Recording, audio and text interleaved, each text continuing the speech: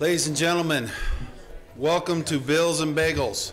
My name is Cameron Martin. I'm the Vice President for University Relations at Utah Valley University, also the current chair of the Utah Valley Chamber of Commerce. And as such, we have gladly be here today due to the great sponsorship and efforts of Spanish Fork, Salem, Springville, Payson, and Santaquin Chambers of Commerce. We appreciate their great efforts in helping pulling this together, as well as Revere Health for our wonderful breakfast, and Nebo School District for being our host here today. As we have historically done, there'll be a format where each legislator will have 3 minutes for an opening summary of what's going on in their world legislatively. But we're pleased to have Representative Thurston, Representative McHale, Representative Gibson, and Representative Roberts here with us today to field our questions. Let's begin. If we can begin, or we're going to begin on the other side today. Representative Roberts. Representative Roberts, I represent the southern end here, Payson, Elk Ridge, a little bit of Salem, Santaquin, Genola Goshen, Fairfield, and Cedar Fort. If you're from any of those areas, I recognize a few people out there. Real quick, I mentioned a few of these last time, some bills I'm working on. One is Municipal Instant Runoff Voting pilot project. It's a pilot project for municipalities to test out and try instant runoff voting methods for the elections, for both multi-candidate seat elections and single seat elections. Instant runoff is another name for it is ranked choice voting or preferential voting. You rank your choices. You can eliminate a primary, so you can just go straight to the general election. You can have, maybe there's 8 people running for 5 spots or 3 spots, so you can just rank all your choices this way. Or if there's just 1 spot, you rank your choices, and then it's basically multiple rounds all at once, and so it captures how you would vote in multiple rounds all at once, and then the software tabulates it all. I'm a big fan of this method of voting. I think it changes the campaign dynamics, the voting dynamics. We're always stuck in these situations where 30 seconds? Wow. You're trying to decide who you're going to vote for. If I vote for this person, then that means it's really a vote for that person. So I got to vote for this person. Or if I vote this here, it's going to split all this. With ranked choice voting, none of that matters. You just rank in your preference who you want to be in, and the tabulation figures it out. Francis has given me a minute of his time. So that one is passed out of the House. I'll be in the Senate committee on Tuesday for that. I've got some other bills. Homemade Food, Home Consumption Act is on the Senate floor next week. Senator Hinkins been working on raw milk bill. He passed out of the Senate last week. It's coming over to the House. Working on some other bills dealing with licensing and massage therapy practices and different practices that are being wrapped up in that licensing structure and exempting them out. Anyway, that's my stop sign from Carolina here. Pass the mic to Francis. Hey, good morning. I know there's no place you'd rather be, but as I was coming in, I said at least there's great breakfast, and it always tastes better when it's free. So we're glad you're here. But thank you to Maggleby's, and thank you for everyone who's putting this on, and Cameron for trying to keep the wild chickens in the pen up here. So that'll be great. Wow, it's only a week and a half left, or coming down to the last 2 weeks. This is where we go, yoo-hoo, or it's crazy. Yeah, for me, it's crazy time right now. And so as the majority whip, one of my jobs is to help manage maybe expectations, but also to help manage bill flow and what gets through the Senate and what comes through the House. And I think everyone is anxious. I think when I left yesterday, there were probably about almost 95 bills to be heard in the House, and there's still more coming. And those are on the board.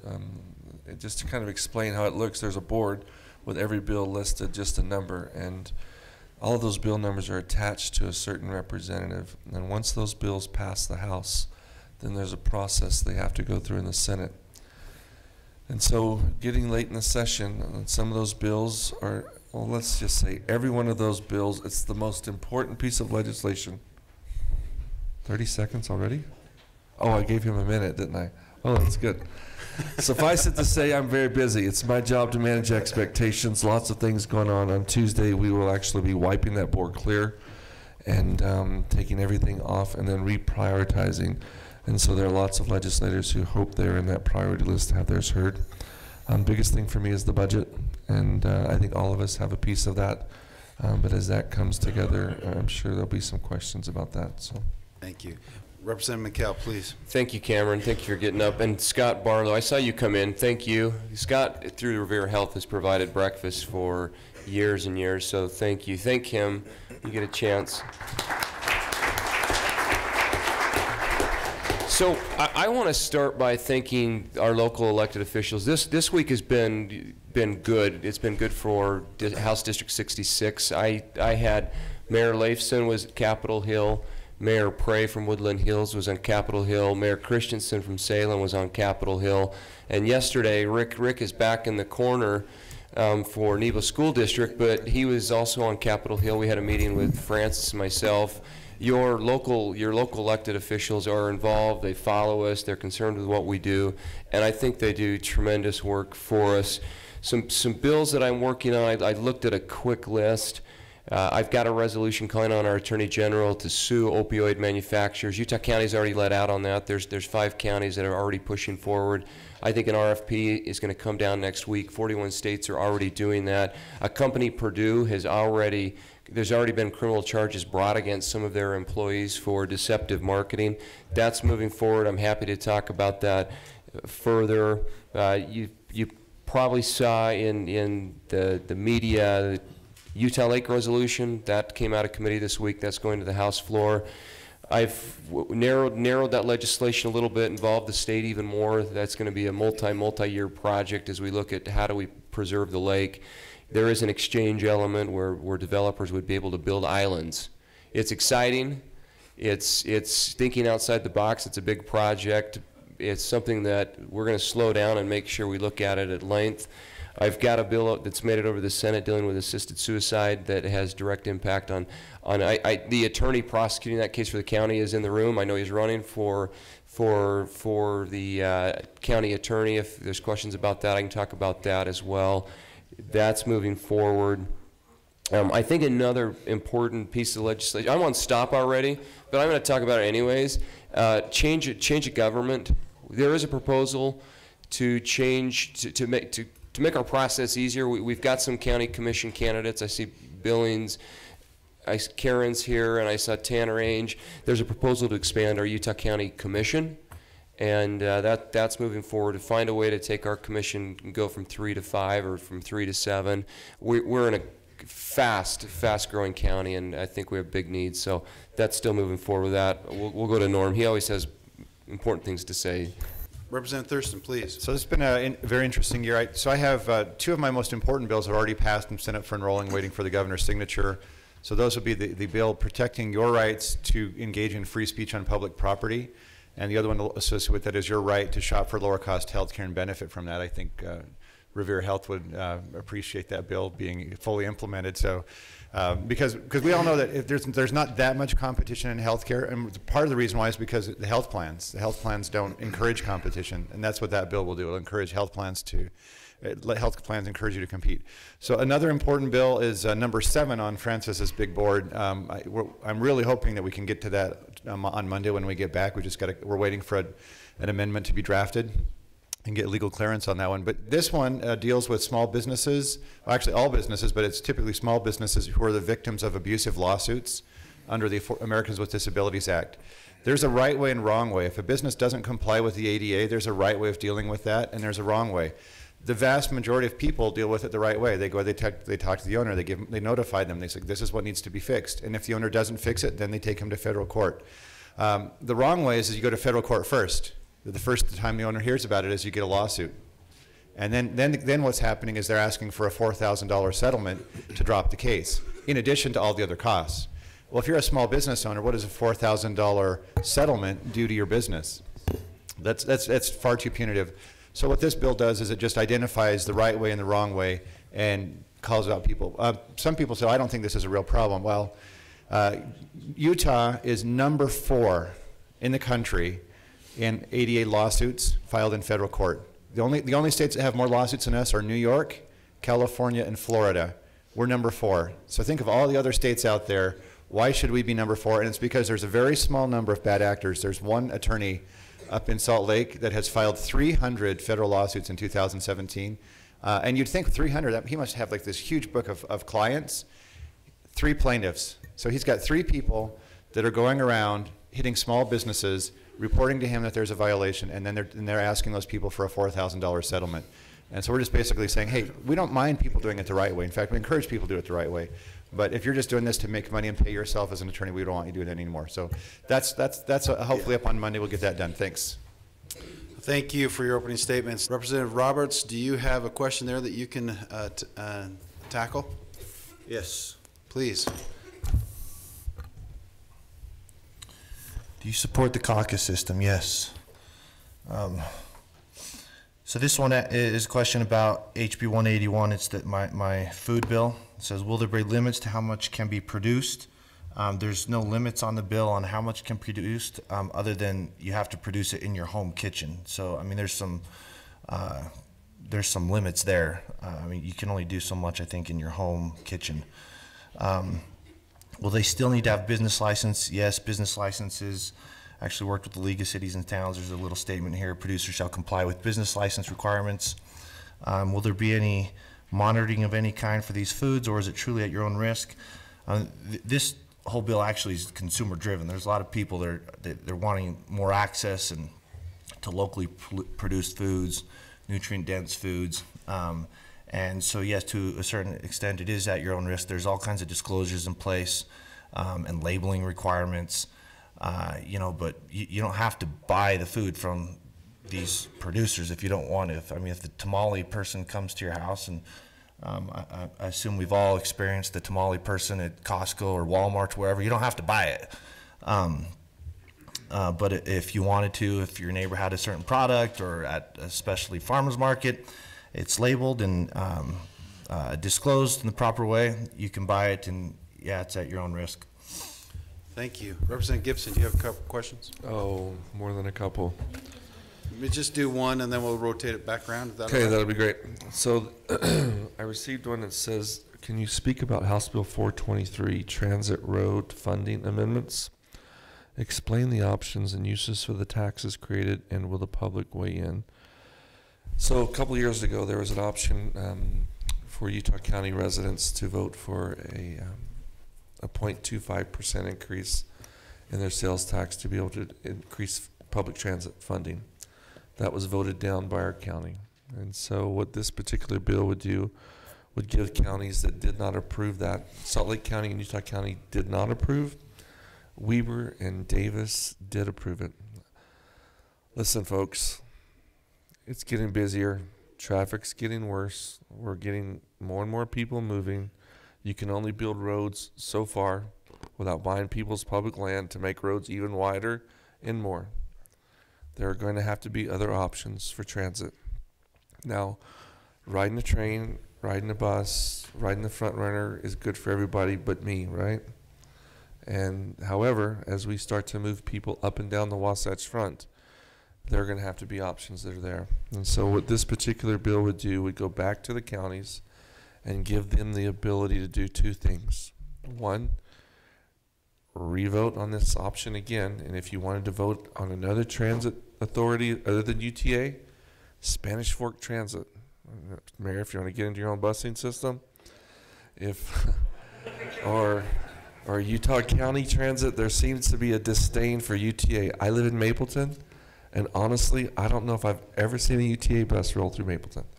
And I know that that's where I live, but the particular mayor and council there was pretty staunch on not doing that, but there would be an option to instate that to use for there. But the bigger piece would be a 1/10 of a cent tax on that the public could vote for, and that would actually be for roads for local cities. And so I know that Class B and C road funds and the local roads throughout the communities. That was another issue that they had. So someone, looks like Mr. Dixon, a candidate for commission, who wrote that? So does that answer your question? And so the public would have that option. There's a piece of that bill that would be dedicated to just local communities and their roads if they wanted to do that. It's not a tax imposed by me as a legislator. It's just giving the counties the ability to ask their citizens, do you want to do it? And then let them do that through a voting process. Representative McHale. My question says Senator Henderson with a line crossed out. Now it says McHale. What is your position on House Bill 169 and why? This bill was actually the press reported it as the big tax cut for energy solutions. This passed the House already, 61 to 11. There were at least one Democrat that voted for it. I know all four of us sitting here voted for it. I looked it up. I know Senator Henderson voted for it. The Democrats in the Senate, looks like some of them voted against it. It's interesting we call it a tax cut. When Energy Solutions actually came to Utah, this wasn't actually my bill, but I'm aware of the bill as we voted on it. We actually raised their rate higher than we needed to collect revenue. It was revenue driven. I leaned over and talked to Francis. I know Francis talked to the head of DEQ. DEQ is supportive.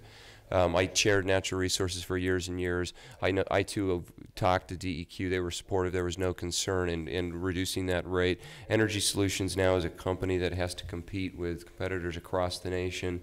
And I supported it. There was no concern from our folks in Utah. It's interesting that the way it was reported. It's interesting that we continue to rail on a company like Energy Solutions. That I've been to nuclear facilities. I've seen the way they store it, they collect it, they pull it out of the ground, they pull it out of the environment, and it's pretty fascinating to see the amount of actual conservation and the good they do for the environment. So I supported it. I know all of us up here supported it, and I hope that answers the question. Whoever has this question, happy to talk to you about it afterwards. Thank you. I have two questions here about pharmacy. I'll for sure get through at least one of them. House Bill 163. Proposal that I had to figure out how and whether we can import lower cost drugs from Canada. And the question here asks, how can we ensure that drugs imported are genuine and not counterfeit? Well, they're the same drugs. So if you're taking Humalog, which is a type of insulin, it's produced in a plant in Puerto Rico. That plant ships Humalog to the United States for distribution. It ships it to Canada for distribution. So all we have to do is verify that when we're bringing that drug back in from Canada, the Canadian price instead of the U.S. price, that it is in fact produced in Puerto Rico by the same company, which is Eli Lilly. So that's all you have to do. Now, that sounds simple, but we do have to work with the FDA to make sure that drug has been tracked and traced all the way from the manufacturing plant to the warehouse in Canada and then back in the United States. For those of you, that's the answer to the question, but I just want to kind of throw that out to everybody else as a thought tool. The U.S., including Utah, we get hosed on pharmacy pricing. The pharmaceutical manufacturers, they come out with a new drug, they throw it on the market, they launch it in Canada at $45, they launch it in the U.S. at $400. And you ask them why. The answer is because we can. And they've done it for years. They've done it for a very long time, where the U.S. has borne the brunt of recouping the costs of research and development. And I think, frankly, people are just getting tired of paying for the world's research and development. We need to have a more rational pricing model on those new drugs coming out. There was one that came out last fall. It's a cancer drug. It shows great promise. And nobody's disputing that. But that cancer drug launched in the U.S. at a price of $475,000 per dose. And you just have to say, well, I get it. You guys got to recoup your costs of research and development. But what does that do to health plans? What does that do to patients? What does that do to people who don't have insurance? What does that do to the state budget? If we have to pay that, if we had to pay $475,000 for every Medicaid patient who has cancer, we could never afford it. So there has to be some rational thought given to how we're going to price pharmaceutical drugs as they come out. Representative Roberts, do you want to expand anything on the caucus one? There's a caucus meetings coming up on the March 20th. Anything you want to say more about that other than you support it? Or do you have another question too? I got another the question was, do you support it? You answered it. I like it. All right, there we go. It's great. It's coming up. So I got a question. Could you elaborate on the licensing affecting massage therapy? What changes or definitions are being added and why? I sit on a committee called we call it the OPRA committee, stands for Occupational Licensing Sunset Review Committee. So any new industries that want to become licensed for whatever reason by the state has to come through that committee, and we review it and we assess them and decide if it makes sense. Or any other industries that want to de-license or change licensure, that kind of stuff comes to that committee. So we had a presentation last summer on Bowen work. And if you don't know what Bowen work is, look it up. I had no idea what Bowen work is, but it's basically acupuncture without the needles. And so you kind of press on, certain pressure points, and then, the person is fully clothed, and you leave them there, and, the body realigns, different things like that. So we learned a lot in this presentation. The Massage Therapy Practice Act, the Department of Public Licensing was closing down these Bowen work practitioners and saying you have to go get a massage therapy license. But the massage therapy license and the X number of hours you have to spend getting your massage therapy license doesn't teach you anything about Bowen work or how to do Bowen work or anything like that. So we made a motion, decided to just exempt Bowen work from massage therapy license, since they don't have anything to do with each other. So that's what the bill does. It exempts Bowen work out of the massage therapy practice license so they can keep doing what they're doing and not get shut down. The bill also grew legs yesterday. Was it yesterday? Did Brian sub my bill yesterday? Yes. We have different procedural things that can happen on the floor, and it grew legs yesterday, and a bunch of stuff was added to the bill with related to the cosmetology industry and apprenticeship, and how you can get a cosmetology or barber or esthetician license through going the apprenticeship route. So anyway, hopefully that answers your question. If you want more information on that afterwards, you can come grab me. Thank you. Representative Gibson. Yeah, there's a bunch here. There's a bill coming up, House Bill 379, death penalty amendments. Your thoughts and how do you vote? There's no amendments. The bottom line is the bill wants to get rid of the death penalty. I don't support it. And I know that there are some people in this room who are going to argue that the cost to keep people on death row is expensive. I don't doubt that. I mean, I guess if I had my way, I would dedicate funds for a dedicated appeals court and judge if I could do that, and give them 5 years to prove their innocence and what needs to happen. However, we seem to be stretching longer than that. I'm not going to stand and argue one way or the other. Death penalty is a personal issue for everyone. I have a personal experience with it. I appreciate the other side. I appreciate the arguments. But when that bill vote comes up to alleviate the death penalty, I will be voting no. That's the answer to that question. Really quick, it says, will you talk about revenue appropriations and what do I foresee for education funding? There's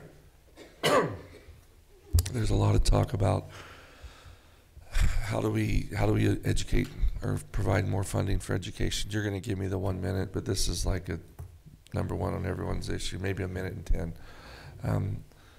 This is an issue that is personal to everyone in terms of, are we putting enough money into education, or are we not putting enough? Do we need to put more? How much more? I think I spoke last time. In the last 3 years, we've put just under $850 million of new money into education. $850 million more into education. This year, we'll probably put another $250 million, between 200 and 250 million. I know a lot of people say, well, what does that look like for a WPU? WPU is a weighted pupil unit. So every person in school gets a dollar amount. Every head, there's a unit attached to that. There are premiums if a child is in special ed or has a hard time learning, they need special needs. Then there's that base pupil unit plus a little bonus on top, and it's calculated that way. 1% in WPU is $30 million. And so we will be at minimum probably 3% and maybe as high as 4%, so that's $120 million. When you add growth, we're looking at about another $70 to $80 million. Growth would be 4-year-olds who turn 5 going to kindergarten, or people who moved into the state that are added to our school system. The other piece we're looking at, and it will depend on at least where our caucus, from a House side, you realize that you do have to negotiate with the Senate as well, and the House and the Senate do not always seem together. But there's also appetite to do what's called a teacher salary adjustment, and that would be a direct bottom line add of anywhere between $1,000 to $2,000 per year per teacher in the state of Utah. Give you an example, to give every teacher in the state of Utah a $1,000 raise is $40 million. A $2,000 raise is $82 million. So it's about $41 million per $1,000 you want to give. Kind of give you an idea there. So I think, Rick, was that your question, Superintendent? And so I would see globally there will probably be somewhere between 240 and 290 million. Could be a little higher, at least that much going into public education again this year. But at least for our caucus, and I think I can speak for the four of us, and they can contradict me if they want, but I think a lot of us want to see how does salaries get to the teacher directly. It's not negotiated by the teachers union. It doesn't come through the top to the administration, but how do we get the money strictly to the teachers directly without any filters in between? There's a big appetite for that, and so I know that will be discussed as well. So, Mikhail. Thank you. So I think we all have the same question on death penalty, and where I'm at is different than Francis. If I had to vote today, I'd vote to repeal. I'm open. I support the death penalty. I don't think there's a single person on death row in Utah today that doesn't deserve to be on death row. My concern is cost and finality. I think in the legal system, we always want finality. We have years and years and years of appeal. You're 20 years plus before somebody actually gets executed in the state, and the cost to me is significant. So that's where I'm at today. While I support the death penalty, I don't like the way we do it. There's no doubt about it. Let me jump in. I've got two other questions, and I'm going to try to jump through both of them. With the state of the economics doing so well, we now have a problem with available and affordable housing. What roles should the state have in addressing this issue? And Dave Anderson's our city planner, and what he would say and what I would say is that I think that's covered extremely well through federal law. We have some mandates with federal law providing affordable housing. It's a difficult issue. I follow Facebook. I watch what happens every time somebody builds an apartment project or a townhouse project. The community that says we believe in life, liberty, and property, that shifts. And nobody wants affordable housing, and it's a problem. We have a problem, and I don't think it's just the need for affordable housing. Millennials don't want to buy houses. They don't. There's a shift in thinking, and I think what needs to be done is I think we continue to do what we're doing. I think actually our city is pretty good at following guidelines and providing that affordable housing. I think you're seeing a shift in demographic with millennials that want to see more and more affordable housing. I'm not going to get, well, I do have time. What is the assisted suicide bill? What does it do, and why is it needed? We had a situation, Spanish Fork High School girl. There was a situation where she had an individual who helped encourage her, saw that she was suicidal, helped her, groomed her. In the end, the prosecuting attorney for that case is here, so I always got to be careful. This gentleman bought the rope, tied the noose, encouraged her, filmed the murder, tweeted out, bragged to his friends, I'm getting away with murder. We have kind of a hole in the law. Do I think the prosecutor's going to be successful? Yes, he's a very good prosecutor. Do I think he wins the case? Yes, but he charged this young man with first-degree murder. He didn't actually commit the murder. We have a hole in the law. We're one of 6 states without a law dealing with assisted suicide. And so we've got a bill that creates another tool that prosecutors could use to seek appropriate justice. We've added assisted suicide to manslaughter, so a prosecutor could charge a first-degree felony, could also charge an assisted suicide a second-degree felony. Under the language of my bill, you would have to have full knowledge that somebody was suicidal. The situation at hand with our young woman in Spanish Fork. You would have to know that she was suicidal, which was clear, and at that point you would have to provide assistance. That's what the bill does. I'm happy to talk offline further about that. I don't know that the actual prosecutor can say much, but I'm happy to talk about the bill and what the bill does. There were some other concerns brought before committee that we've addressed in the legislation as well, but we'll go to Norm. Thank you. On the death penalty bill, I'm exactly where Francis is. So if you're listening to him, those are my thoughts exactly. Our county is growing, and our population is estimated to reach 1.3 million people. What is the legislature, and what are you guys going to do about infrastructure needs? It's a huge problem. We're a county of 1.3 million people has a lot of needs. I don't know that we have any answers yet, but I'll tell you what we did do is this summer, as part of our planning retreat, we had all the Utah County legislators in a room, and we said, what ideas do you have? What concerns do you have? And it's not just infrastructure in the classic sense of roads, which I think is important too, but it's infrastructure in terms of education, higher education. It's infrastructure in terms of airport. There's a lot of things that a county of 1.3 million people need to have to be successful. And the problem is you don't want to be a bedroom county of 1.3 million people. You don't want to have everybody live here and then drive to Salt Lake County to work. So you've got economic development problems. There's a lot of stuff that goes into this. And that was what I came out of that meeting thinking, holy crap, we've got a long road ahead of us. But we got to involve county commissioners. We got to keep on task, keep looking at this one and move it forward. It's going to be a tough one. And growth will kill you. I do want to add one other thing that comes up from time to time. You'll hear this from the economic development people, that we want to bring jobs to Utah. We want to bring jobs to Utah. And I'm all on board with bringing jobs to Utah, but I want to bring jobs for the people that are already here. A lot of times what people will do is they'll bring jobs, but then they'll fill them with out-of-state people. So they actually just create more Utahns.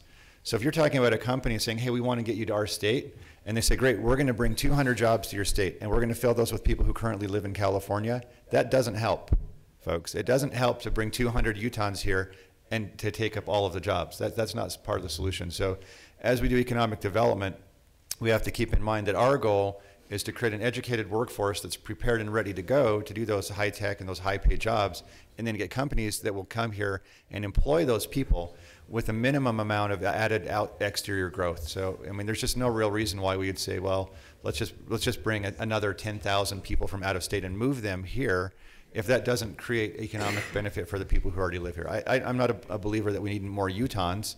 We just need better opportunities for our children and for our families, the ones that are already here. So that's my thoughts on infrastructure.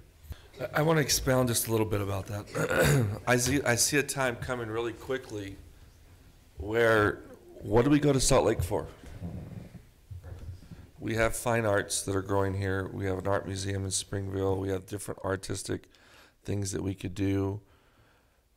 A lot of us are working here more. There are more companies who are wanting to come to Utah County. You look at the point of the mountain, there's tech jobs. But we also are getting interest in more manufacturing jobs, different things that are coming about. I see a time when really the only reason I would have to go to Salt Lake is maybe to go to the Capitol or to go see the Jazz play. There are lots of things that are going on. As we continue to grow, you're going to find two big diverse communities. If you look in California, there are lots of airports that handle more traffic than just Salt Lake, for example. I am really interested in how do we expand the Provo airport. How many of you would like to just drive to Provo and jump on a plane? Can you raise your hands? Oh, there's quite a few of you, right? Other than just on Tuesdays and Thursdays, we catch a flight to Oakland or whatever the schedule may be. And so that is really big for me. That was just a side note to add on to Representative Thurston. House Bill 282, private vendor competing. Here it goes. It's a private vendor computer charge to school districts. Where do you stand? House Bill 282, there is a bill out there. Currently, how many of you have schools, if you have kids in Nebo School District, you understand the SIS program, where you can log on, you can see if they've turned in their homework, what their grade is, kind of keep an active approach as to what's going on. These two, I have a student here who's thinking SIS is the worst invention known to man. I know I've got a couple of kids at home who feel like the same way. They used to be able to say, oh, grades are great. 6 weeks later, you find out they weren't that great. But now we can check on it pretty frequently and daily. There's a particular bill out there that's wanting to allow that, not necessarily to go away, but allow a private vendor to come out and compete and to try to use that as a new system. I'll just say that Nebo School District is probably the biggest user of this system. They've put the most money into this system to create it. It has been adopted by other school districts in the state. and I will not be voting for that bill to do that. It's something that was created by the State School Board. Nebo School District has enhanced it. I think it's something that all of us use, and there are a lot of other school districts who use that bill as well. I know that you're probably confused, but to the person who asked specifically, that would be my answer for this bill. Thank you. Do you have another question? Yes, I do. How do you feel about House Bill 286, adding the dangers of pornography and consent and structure to sex ed? There is a bill out there, I think it's Representative Fossen, who would like to talk about pornography in schools.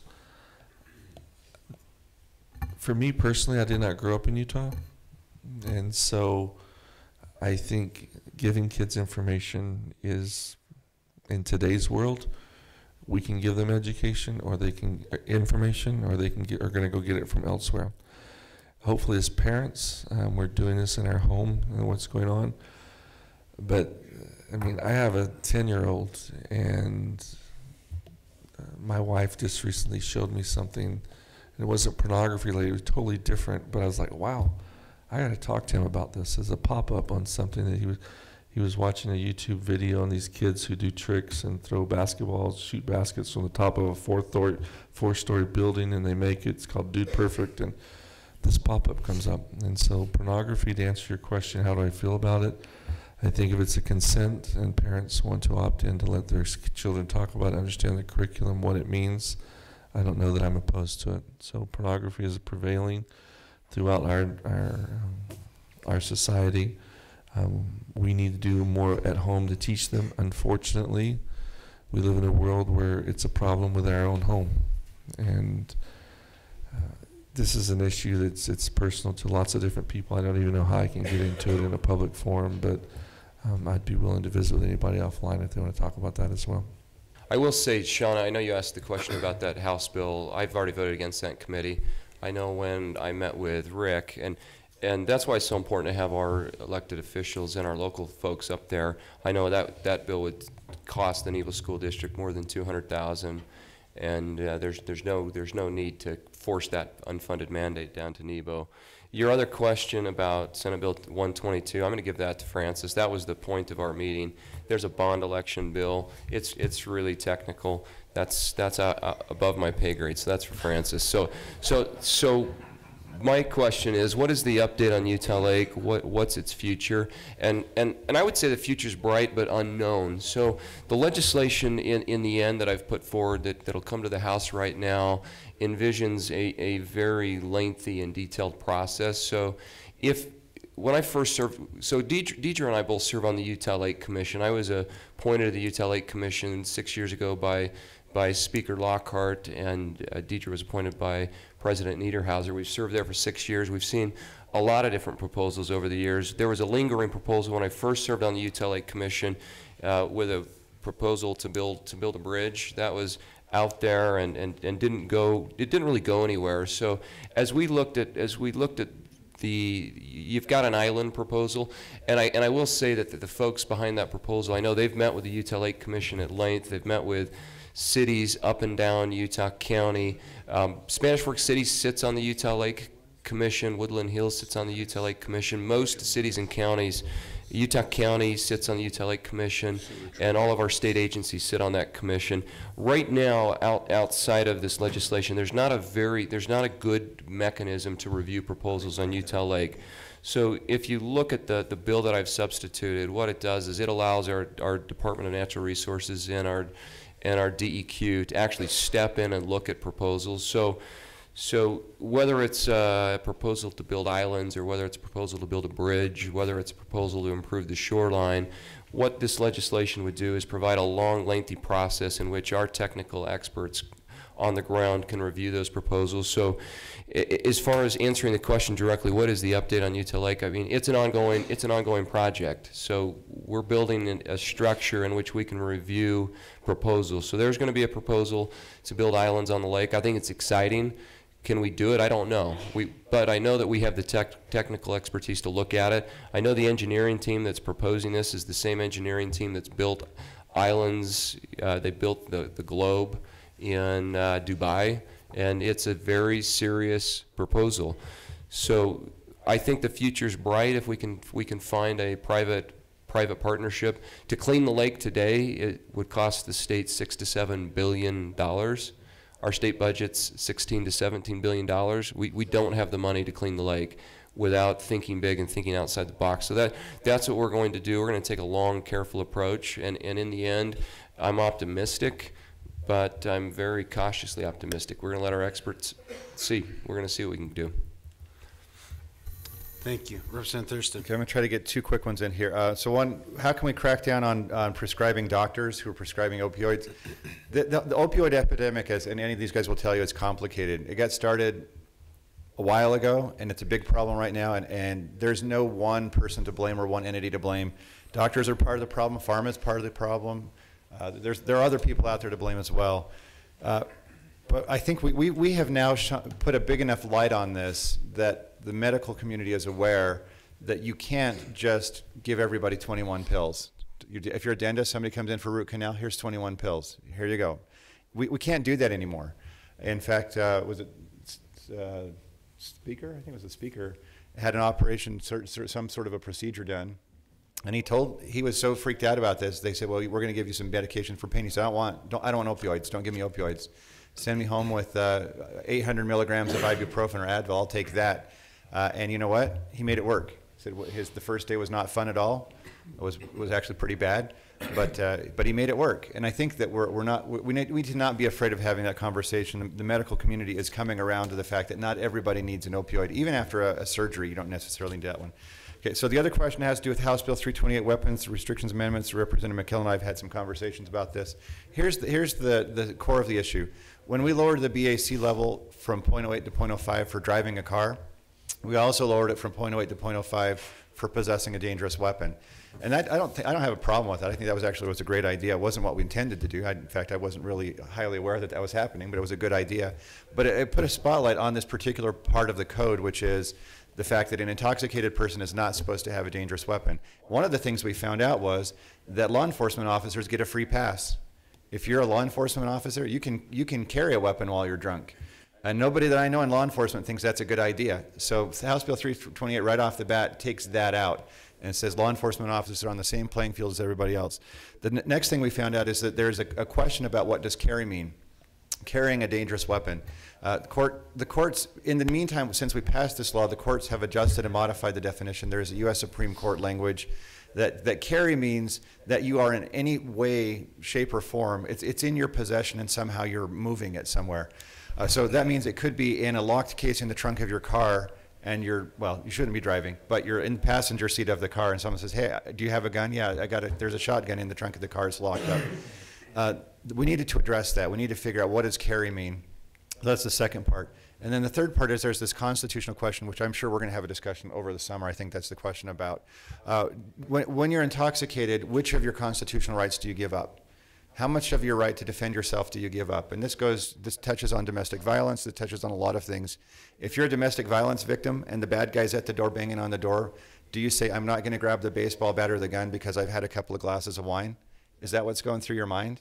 Should you be taken to jail if you do? And we're going to have a discussion about that over the summer. I think it's much more complicated. We would have had the discussion about this year during the session, but I think everybody knows that the climate right now for talking about anything related to possessing weapons is not right. This is not the right time to talk about it. Something else is occupying the news on that topic, and so we want to just hit the pause button. We'll talk about it over the summer, and we'll get the right answer, but for next year. Thanks. Representative Roberts, you have some questions? Real quick, on the death penalty question, just to answer real quick, I'm with Representative McKell actually on that one, and so most of what he said is where I'm at, and also I kind of have an inherent weird distrust of government and not sure that we get it right every single time. I have a question, HB 181, are farmers markets going to be required to allow uninspected vendors at the market?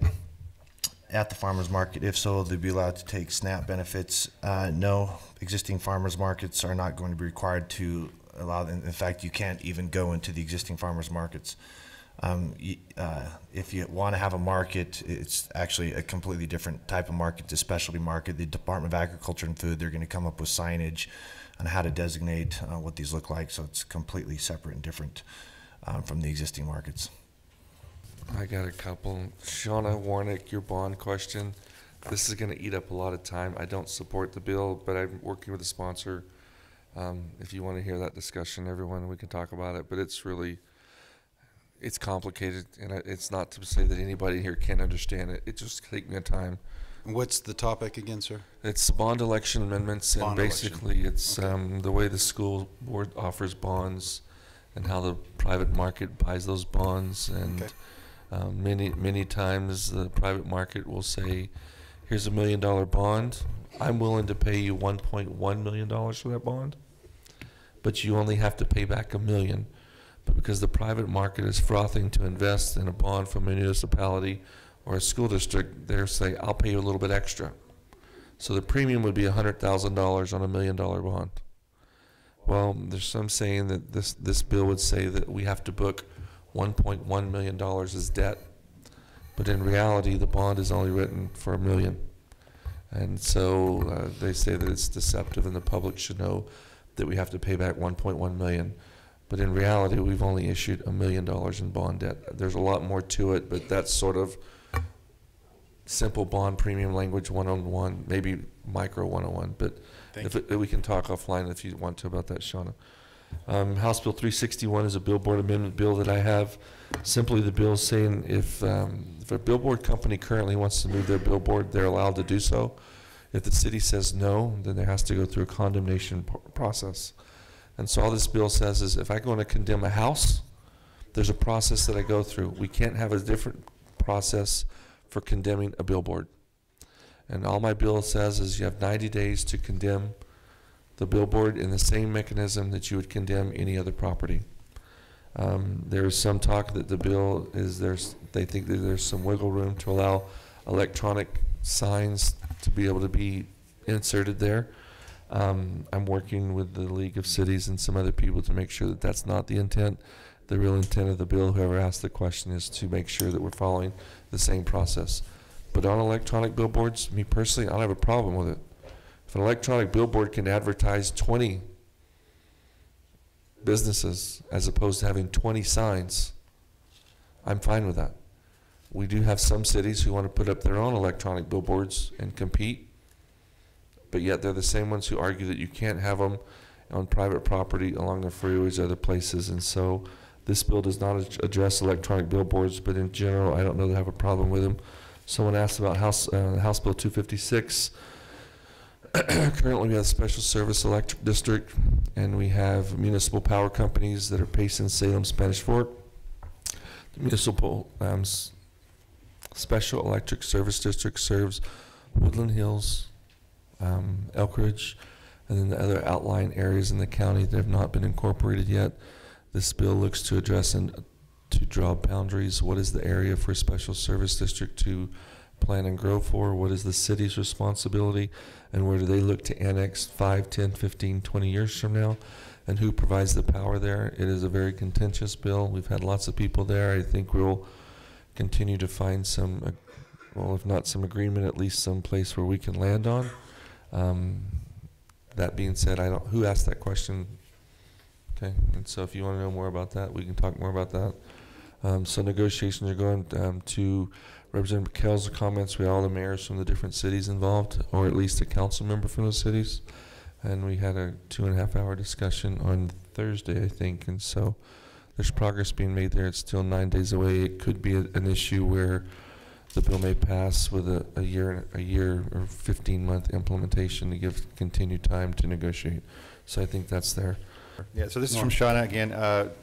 Concerned about a bill that would nullify the Our Schools Now ballot initiative. It's not anything to do with Our Schools Now. It's about the democratic process. So this is. I want to focus. Take Our Schools Now out of the equation. Every so often we get people who get a great idea and they want to run a citizens initiative because they can't get the legislature to get on board and help it get into the legislative process. So they want to use the initiative process. And the question really is, should the legislature take them on head on and make it really, really, really hard for them? And the answer is we can. We can do all sorts of things. We can raise the threshold for signatures. We can do all sorts. We can shrink the timelines. We can fuss with the code so that their proposal is no longer relevant. And the question is, should we do that? And I think we have to be very careful as a legislature when we start saying, well, we know more than the citizens, right? It's tough. When we see citizen initiatives that are, I don't know how, there's one of them that's 18, 20 pages long, and it hasn't been through the vetting process. The agencies haven't weighed in. We haven't been through legal review. And then if that type of initiative passes, it comes to the legislature, well, we know immediately the next year we're right back in session fixing that bill. So we have to deal with it on the back end. The same thing would be true of any of the initiatives. Rarely do you get an initiative that gets it exactly right, and so the legislature is on the back end having to fix it. In particular, sometimes it's just bad policy, and for whatever reason, you look at California. I guess this is my bottom line, is I don't want to be like California, where you can just pass a proposition just because you put it on a ballot because everybody will vote for anything. But at the same time, I don't want to get in the way of citizens having that right to go to petition the legislature to say, we want you to change it, and we want you to change it in this way. So I do not support a bill that would specifically target an existing initiative to nullify it up front, but recognizing that any initiative that passes, the future legislatures, and it may not be any of us that are even there, might look at that and say, well, that wasn't the great idea that everybody thought it was. We're going to go back and revisit it. So the process is important. It's important for people to be able to have their voice, but I think people need to understand that this is a very complicated dynamic system. Even if an initiative passes, future legislatures will almost certainly have to take a look at it. They may just tinker with it. They may repeal the whole thing. It's happened. We've had initiatives enact one thing, and a few years later have another proposal go back to the ballot to undo it. Constitutional amendments happen that way from time to time as well. So that's where I am. Thanks. I just want to thank everybody for your engagement this session. This has been a really, there's a lot of stuff going on. And I'm still waiting for the big bill to suck up all the oxygen out of the room, and it hasn't happened. We just had a lot of moderate to big size bill, and it just depends on the minute. Whatever everyone's talking about is minute by minute. And so that, I think, largely is because there's a lot of people out there who are interested in giving me feedback. I get a lot of feedback, especially on education bills, local government bills, election bills. A lot of people are kind of lighting up my inbox with their thoughts on that, and it's really helpful to see what people are thinking about that. So I'm glad that you're engaged, and I encourage you to stay engaged. It really does help us to have people giving us thoughts and ideas. What about this? What about that? Or I don't like this feature. Can you amend that or propose an amendment? And I've done that at least 3 times this session, where someone has said, hey, this needs to be fixed before this bill moves forward. One person from my district calls me up and says, this needs to be fixed. Propose an amendment to fix the bill. I said, yeah, you're right. I didn't catch that. Sorry. And it really does matter when one person comes to you with a good idea that's workable. So thank you for your engagement. Representative McHale. I just want to echo that. I appreciate your engagement, especially on a Saturday morning with a lot of snow. Senator Henderson and Senator Hinkins are not here this morning, and I just want to let you all know that both of those senators are working hard on Capitol Hill.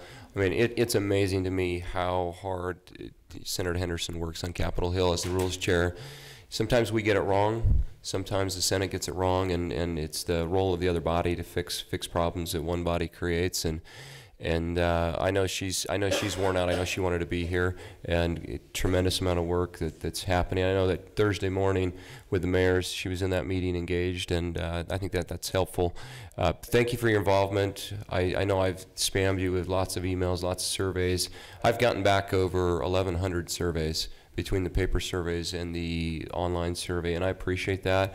I feel like I represent you better when I understand your needs and concerns. Sometimes we think we get it, and then we review what all of you have to say, and I think we learn from that. So thank you for being involved in the process. I'm excited. There's only 2 weeks left. Hopefully we don't screw it up. I don't feel like we have. I will say this. I will end with this. Norm says there hasn't been the big bill. I talked to the press the other day, and I said, what bill, you guys are always chasing ratings. What bill is that bill that's really stood out?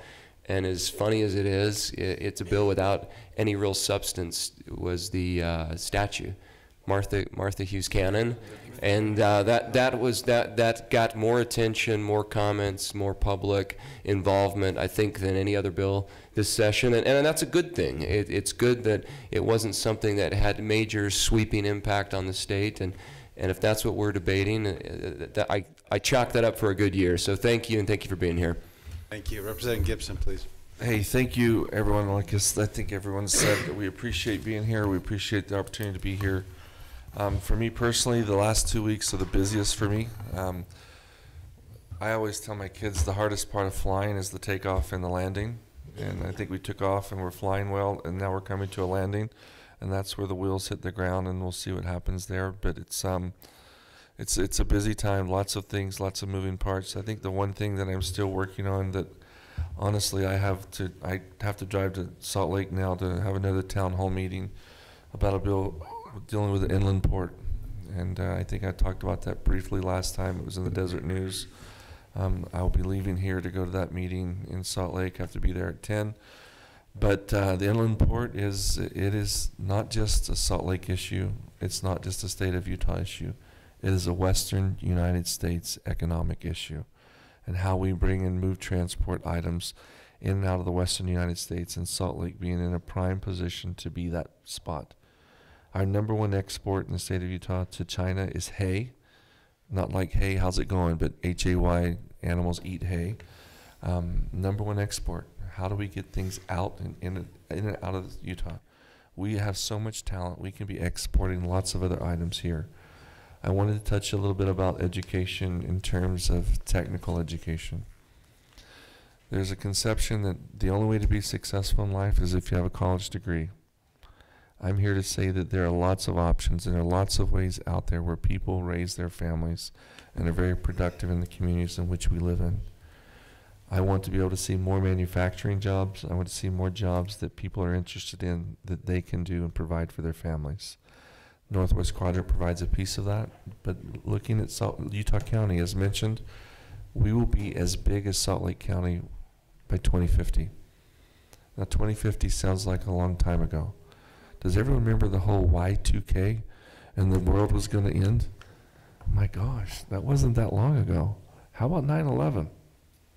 I know exactly where I was happening when 9/11 happened. When Representative McKell talks about islands on Utah Lake, I'm thinking, what is that, a fantasy island? But there, we are going to be there. Technology is evolving. Who would have ever thought 15 years ago, 15 years ago, I'm rolling up on my 25th wedding anniversary in April. That's scary. 25 years ago, my wife deserves a gold medal. Talk about the Olympics. If there was a medal for dealing with stupidity, my wife gets the gold one because she's dealt with me for that long. But who would have ever thought the amount of things that you can do and hold in your hand 15 years ago, 20 years ago? Things are coming. Things that seemed far-fetched, they're here. I benefit from a legislature being able to serve you because legislators years ago made decisions on water, power, land use, economic growth, transportation, how we move goods. Those decisions were made before me. I just hope that I don't screw it up and I can make some decisions that are forward thinking for whoever's going to serve behind me will benefit from that as well.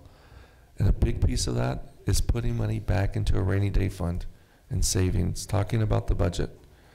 That's another topic, but I appreciate the ability to serve. I appreciate being able to communicate. I just reached my 2,000 email mark. I keep a running tabs on how many emails from constituents I get and how many emails I return. So since I've been serving, there are 2,000. Now I will tell you, I average about 400 emails a day. And this is my 10th session, so I average a lot more than 2,000 returns, but I keep track of how many that I return to constituents that I represent. I just hit my 2,000th this year, and so reach out to me via email. I do send out a weekly newsletter, and those go out every week as well, so thank you. Thanks for being here. Thank you, Representative Gibson. Representative Roberts. Thank you.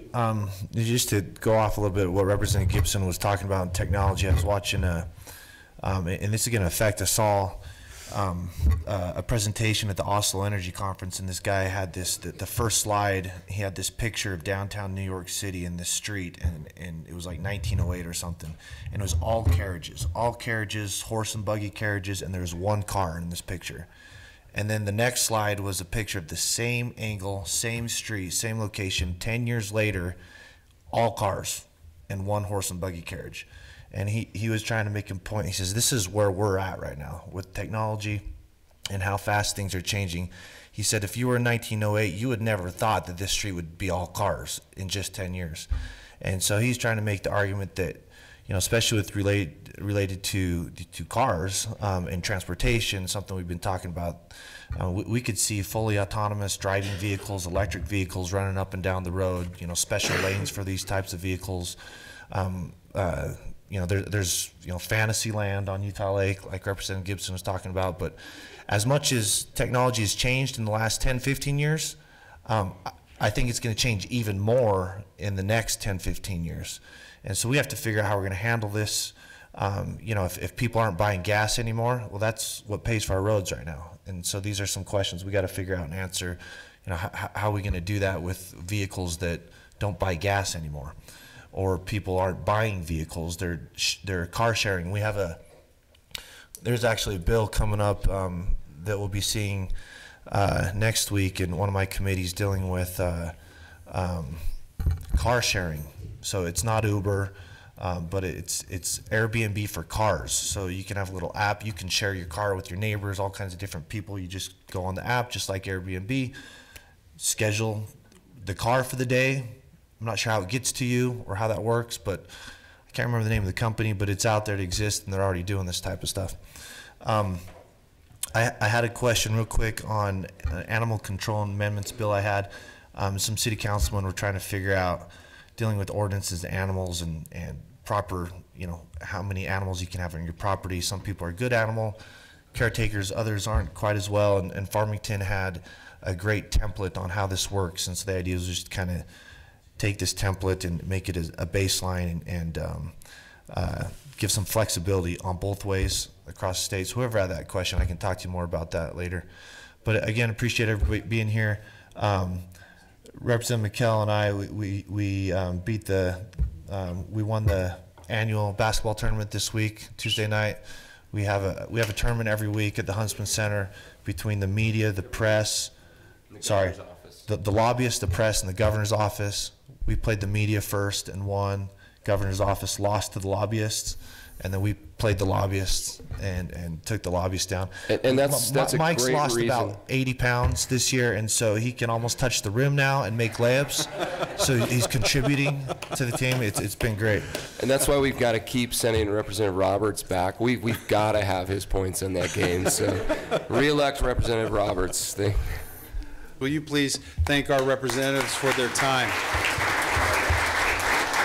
We've invited Laurel Price from Congresswoman Love's office to give us a 2-minute update on what's going on legislatively from that office. And then while she's doing it, we would invite all the individuals who are running for a county-wide position, attorney, sheriff, or the county commission. If you could come up here, and we'll just queue along this wall. We'd like to give you a 1-minute opportunity. Give us your bumper sticker speech, not your essay, your bumper sticker speech of why we should explore a vote for you. So with that, Laurel, please. My name is Laurel Price. I'm the district director for Congresswoman Love's office. Like this. Okay. And I'm here just to give you a quick federal update on a couple of bills that the Congresswoman recently passed, that were just passed out of the House. First of all, just very quickly, the Congresswoman is in the 115th Congress. She's sponsoring about 14 pieces of legislation and has co-sponsored around 150.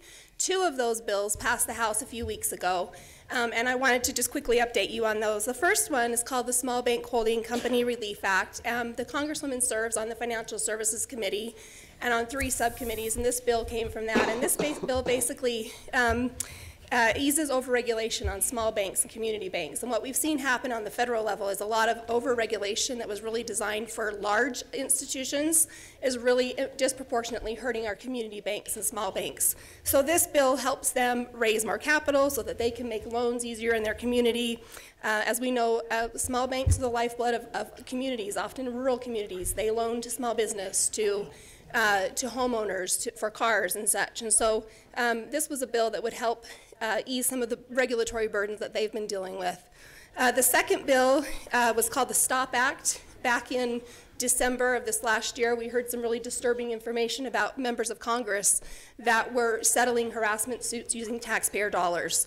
The Congresswoman introduced the bill called the STOP Act, which gets rid of, basically doesn't allow taxpayer dollars to be used anymore. This bill was the language for this bill was wrapped into a larger bill, H.R. 4674, which basically reformed the Congressional Accountability Act.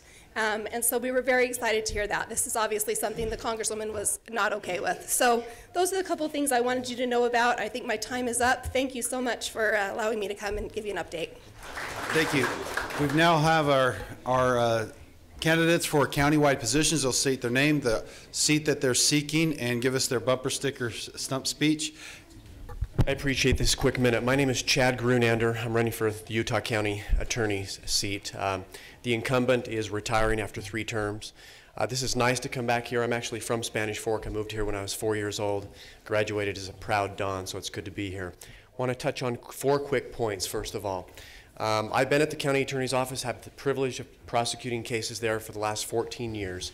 So when it comes to experience, I don't think you're going to find, I know you're not going to find another candidate with more experience. Second, relationships. I have the relationships in place right now to hit the ground running. I've got the endorsement from Sheriff Tracy, the support from several chiefs, law enforcement officers, and officials throughout the county. So we're going to hit the ground running. We have a county of 600,000 plus people now. 13 homicides that we're working in our office right now, 11 of which are murder or aggravated murder. So the dynamics of our community are changing, and so now is not the time to experiment.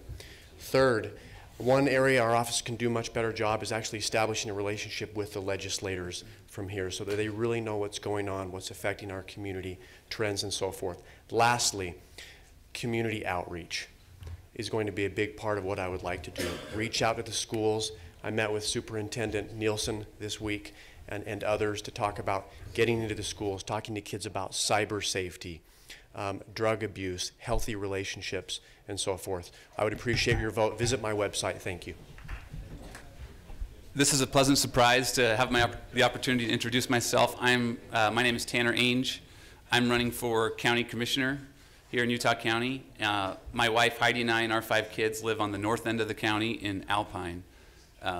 Professionally, my career has been in the large-scale investment world, venture capital and private equity, both as an investor on the investor side and as an attorney, helping them structure deals and find the right investments to make. And one thing that I've learned in that process is that, first, any investment you make, there's 2 things that you look at. The first is, what are the trends that the company or the industry that you're looking at, kind of before you do anything differently, what are the trends? And for me, living here in Utah County, it's incredible to see how diverse our economy is, the values that we have here, the growth that we're going to see, both economic and with our population. That's not going to change. And I want to be a part of that for the future. I'm grateful to live here. I want to do my part to serve in our community. The second thing is management. And before you look at any company, what is the management? And here I'm so grateful to see our great legislators. I think that I want to get involved just so I can play basketball with Mark Roberts and Mike McKell. But on the management front, we have great leaders here. But in this particular race that I'm running for, we've had a gap. We've had a gap with bad management, bad ethics, and I'm glad that that's what got me into the race. I want to make a difference. I want to improve that situation at the county commission, and I'm grateful that some of the other candidates are willing to do that as well, because we need a change. Thank you. Good morning. My name is Russ Billings. I'm running for County Commissioner Seat A. I'm currently a detective with Provo City. I've been working on the Utah County Major Crimes Task Force for about 5 years. I was previously assigned there for a 5.5-year stint during my time at Provo. And my big point with running for County Commission now is I've been in service with Utah County for over 25 years. I want to continue to provide service to this county and fix some of the problems. All of us that are up here today are running for the haunted seat, is what we call it, with the problems that have occurred over the last 10 years, 12 years, however long it's been. But We need somebody to step up with integrity, take control of the situation at Utah County, and start working for better benefits for our county employees, taking care of the citizens and the problems that are occurring here now. I'd really appreciate your vote, and if you have any questions, you can come up and talk to me about some of the issues that I support in our county. Thank you. My name's Darren Durfee. I'm running for Utah County Sheriff on the Republican ticket. A little bit about myself. I don't want to get too much into my resume. I would be happy to talk to you about that later, my experience. But I want to tell you a little bit about me. I grew up in south central Utah on a ranch. My father worked for Capitol Reef National Park in the Park Service as a range econ specialist, and my mother was a school teacher. And growing up, I learned the value of hard work. I also learned that money is tight, and we have to be good fiscal managers of our money. That served me well in my career. I've done just about everything there is to do within the sheriff's office. I've prepared myself and feel capable of serving you. A lot of people ask me, why do you want to be the sheriff? I'll give you 3 reasons. I love the sheriff's office, I love law enforcement, and I love serving you as a community, and I want to continue to do that. I have the institutional knowledge to be sheriff. I feel comfortable in my capabilities, and I would love to have your support and would love to have your vote. Thank you very much. Well, by the looks of things, I missed the memo this morning. It was blue day for candidates. I'm purple. But, you know, I'm okay with that. I am more than okay with being different. And I am something very different from what you see right now on the commission. I am Karen Ellingson, and I'm running for county commissioner. And you know what? I am running for 2 things. I am really excited. I look at Utah County, I see where we're going, I see our potential, I see the kind of people that we have here, and I am really excited. We can do so many good things, and the county commission has a great potential to influence a good direction for Utah County.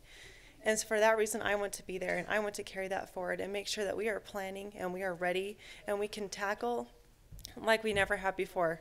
I will never be the one to win on the basketball court. My dunking skills are sad, but I can outrun any of them in a distance race. And I'm really to work hard, and I can carry things for a long time and realize that you don't get results right away. It takes a lot of work, and you have to watch and you have to wait for those things to happen. So again, I'm Karen Ellingson. I have a website, and I'm happy to talk with you afterwards. Thank you. I'm James Dixon. I'm running for Utah County Commission seat A. I would make the argument here today for you that there's nobody that's more prepared and more experienced than I to hold the position of Utah County Commission seat A. I spent 4 years on the Planning Commission in Lehigh, 12 years in Lehigh on the Lehigh City Council, dealing with all kinds of growth challenges, as you can imagine, and you've witnessed. My current occupation is in economic development. I work for the Governor's Office of Economic Development, and I work in the Rural Development Department, which concentrates on incentivizing businesses to grow in rural counties. We look to create jobs. I think that I'm most prepared and would appreciate your consideration. Read more about me at utahcounty.com, believe it or not, YOUTAH county.com. Thank you. Good morning, and thank you for the time. My name's Mike Smith. I am running for Utah County Sheriff. Just a little bit about me. I've worked with Pleasant Grove for 24 years as a police officer there. I'm the chief of police. I've been there for 6 years as the chief of police. I have a degree in law enforcement. I'm a graduate of the FBI National Academy. I'm prepared to take the position of Utah County Sheriff. I'm dedicated to making a difference. One of the things that I can bring to the Sheriff's Office is a fresh set of eyes, a new perspective, a fresh look at processes. I'm also, as far as working with the community, have a unique perspective with the community. As a municipal police officer, I've worked closely with my community. And there's a disconnect right now throughout our nation with community and police. And working with my city in that close relationship, I've been able to build relationships that have expanded our law enforcement capabilities. And I want to bring that to the county. I want to bring a closer county-wide relationship with all of the cities and the chiefs. Work close with the chiefs. I'm really excited to be your sheriff. I know I'm prepared and I'm dedicated to making a difference. Thank you. I am not Jim Phelps. He's at his daughter's cheer competition and couldn't make it.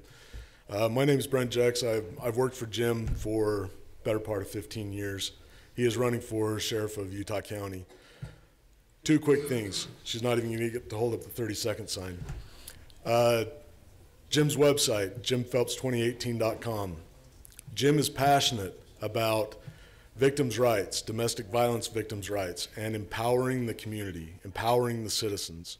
It's about having the citizens act as their own government. And that's where the power should be. And, oh, she got me. So jimphelps2018.com. Thanks.